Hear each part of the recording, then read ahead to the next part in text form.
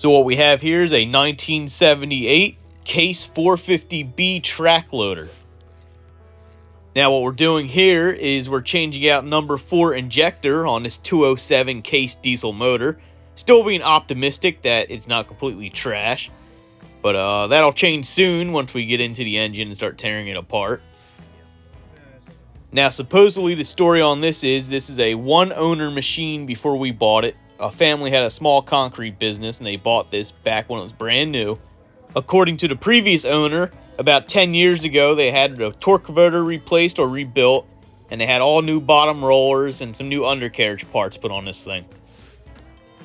And apparently a couple hours after having all that work done to it, they started using it again, and something happened to the motor. It stopped running right, as you saw in the beginning of the video.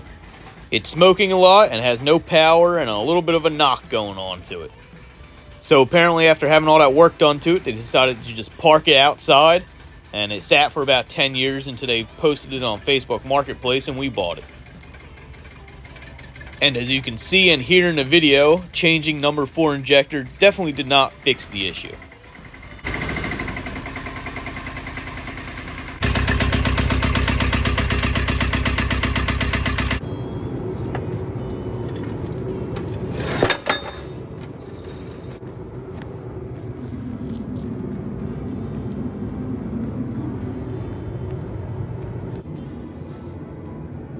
Dropping down the belly pans, as you can see, this is the middle one that covers the torque converter and some of the transmission stuff.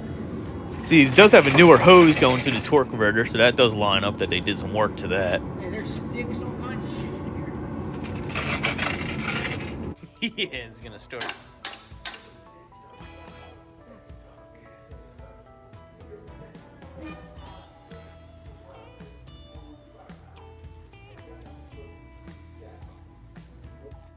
After we pulled this head off this 207 Case motor, we quickly found out that this thing needed a complete rebuild. The piston skirts were all messed up, the side of the cylinder walls were all messed up, and the crank was had a spun bearing on it on number 4 cylinder. So this thing needed a complete rebuild or something else done to it. Of course, as we found out after we pulled the motor apart, that these Case 207 motors are notorious for spinning number 4 bearing. Something with an oiling issue with these, if they're not rebuilt perfectly, or something else happens and it just gets a little bit upset, it just wipes the bearings right out on number 4 cylinder on the crank. Now these motors are sleeved, so we take this one sleeve out. Now we're considering at this point rebuilding this motor, or hopefully finding another one, but it's hard to find these complete, in good shape. Now you can buy professionally rebuilt 207 Case motors for around $10,000, I think we saw one for. That was complete with everything already on it. But that's a little bit out of our price range for this project.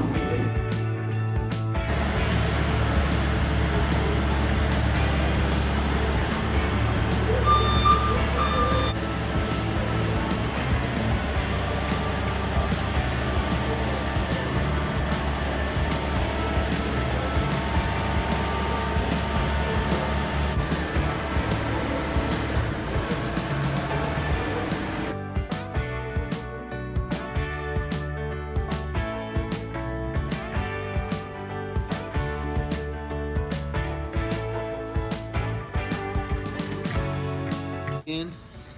Yeah. It's not in it all the way. This is where we start connecting the dots. It looked like somebody had this motor apart at some point, tried to rebuild it, or did something else inside of it. The oil pickup tube right there, that has a little swivel point on it with the pickup screen, wasn't even in all the way onto the oil pickup tube, so there's probably a nice gap letting air into the motor right there, into the oiling system.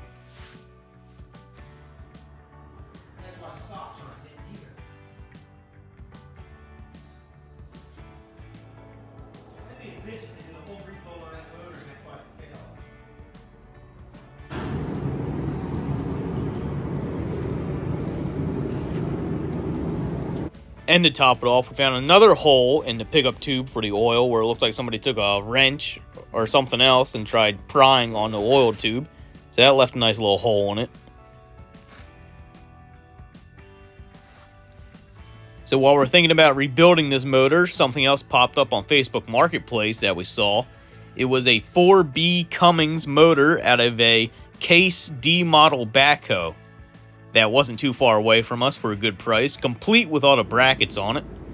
The guy said it hasn't run in quite some time, but we took a gamble on it. We bought it and brought it back to the shop and see if we can get it to run.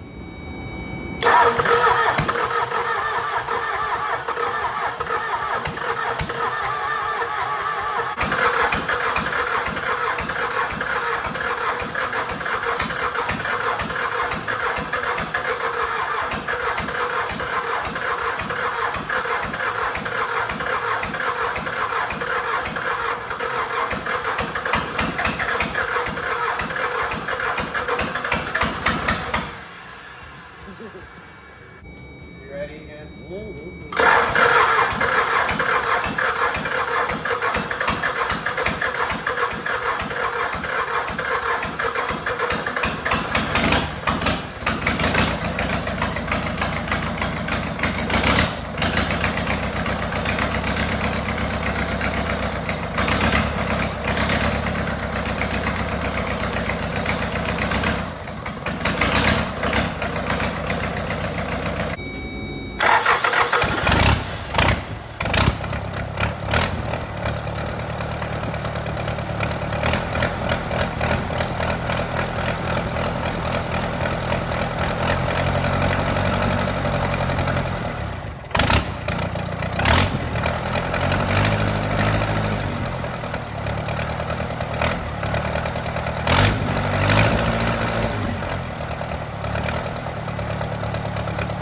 Well, it definitely had some stuck valves that we played with, but we got it going and it ran pretty good, sounded good, so we decided we're going to stick it in the track loader.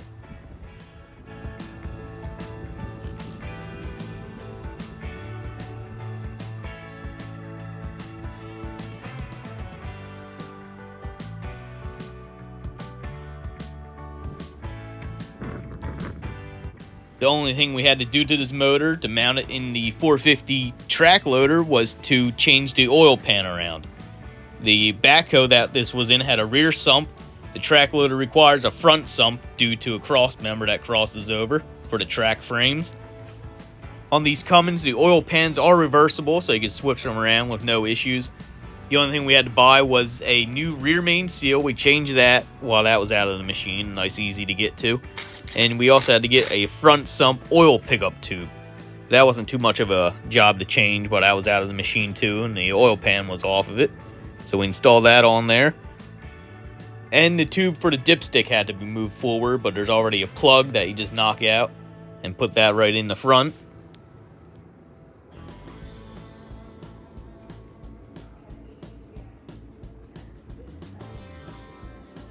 The only other thing we had to do was, instead of buying a new flywheel, we machined out the center of the one that was already on the 4B motor from the 580D backhoe this thing came out of. And everything else from the D model backhoe, all the engine mounts and the torque converter from the 450B, everything lined right up and bolted right together.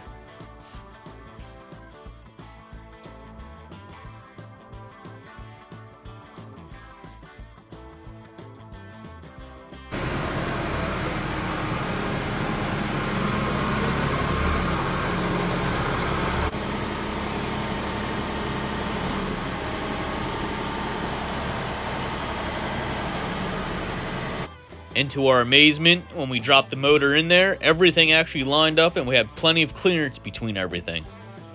So this was going pretty good so far.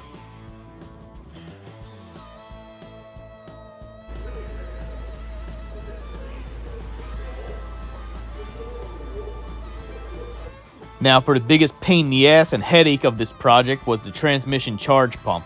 We experimented with a couple different pumps that would fit this Cummins, but we ended up having to find a C model 450 transmission charge pump.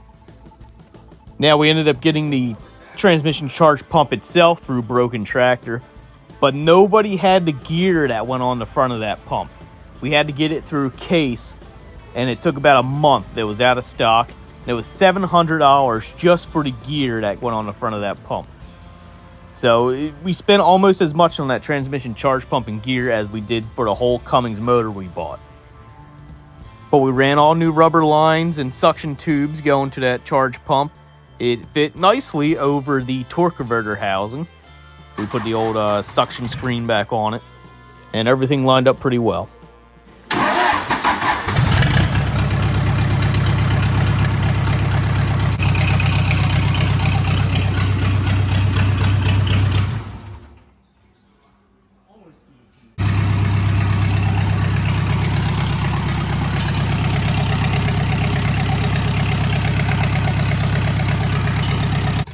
The only other thing we really had to mess with was the radiator hoses.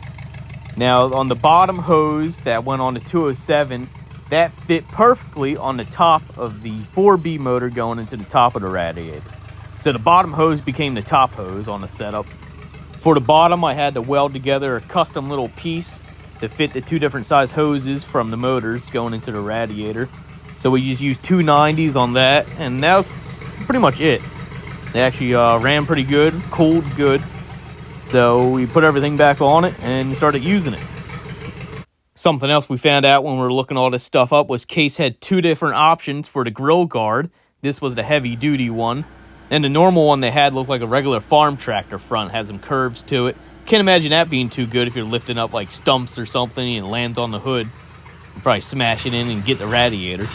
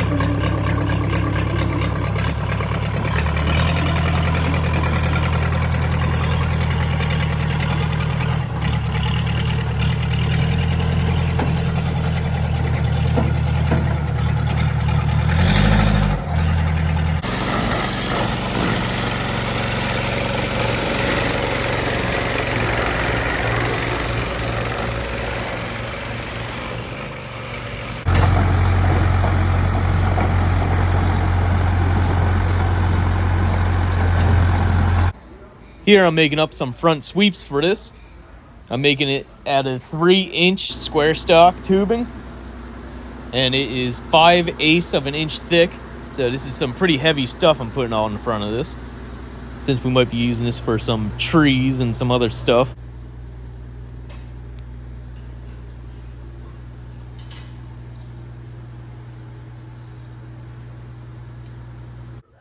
And we ended up having to repack the two front lift cylinders.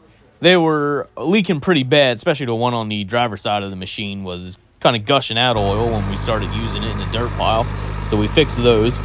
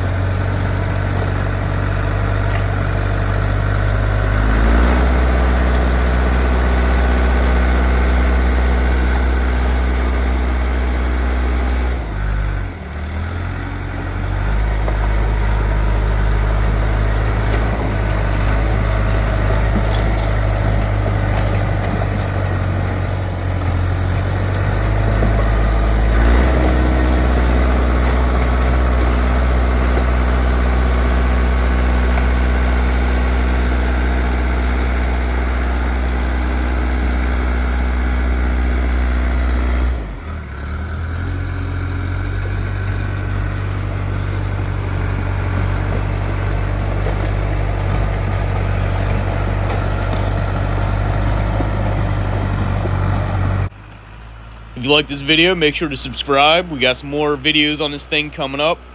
Want to make up a skid steer coupler for the front of this next, so we could use our other skid steer attachments on the front of this, like our jaw bucket and some other things.